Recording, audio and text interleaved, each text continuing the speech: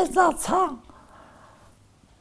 դարա 100 տարեկան բավաճան։ Կյանքի մի մասը Սիսան Բարտատը նվիրել է մարդկանց առողջությանը, աշխատելով որպես բուժքույր։ Հանրապետական հիվանդանոցում որպես բուժքույր աշխատել եմ այնտեղ 40 տարի։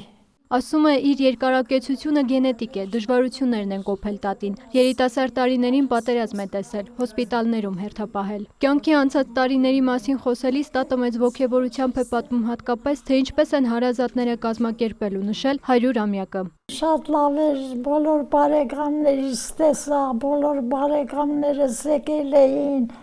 իրանց հարսներով, իրանց տղերքով, աղջիկներով, շատ լավ անցավ, շատ։ Երևանի ավագանու որոշմամբ մայրաքաղաքում հաշվառված 100 տարին լրացած բոլոր տարեցները ստանում են 1 միլիոն դրամ աջակցություն, որպես շնորհակալություն իրենց ողջ կյանքի ընթացքում աշխատանքի ու հանրության մեջ թողած արժեքավոր ներդրման համար։ Որոշումն ուժի մեջ է մտել այս տարվա հունվարի 1-ից, սակայն հետադարձության ուժով տարածվել է նաև այն քաղաքացիների վրա, որոնց 100-ամյակն արդեն լրացել է։ Երևանի քաղաքապետն այս տարվա փետրվարին անձամբ էր այցելել Սիսան Բարտատիկին։ Դուք 102 տարեկան եք արդեն։ Քանի տարեկան է։ 102։ 102։ Այո։ Նախագծի իդեալոգիան հենց մեր բնակիչներից է եկել։ Նախորդ տարի ամռանը մի տատիկ, որի 100-ամյակը լրացել էր, դիմել էր մեր խորհրդանի գործընկերներից մեկին եւ նշել էր արդյոք, որ վիցե բան չունի ստանալու եւ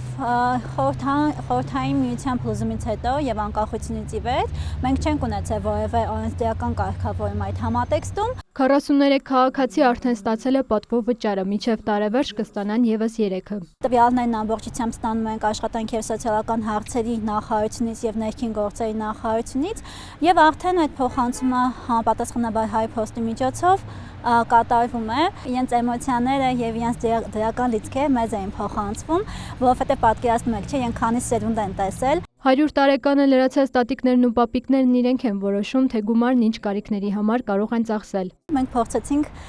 իրենց մի փոքր ժեստ անենք որպես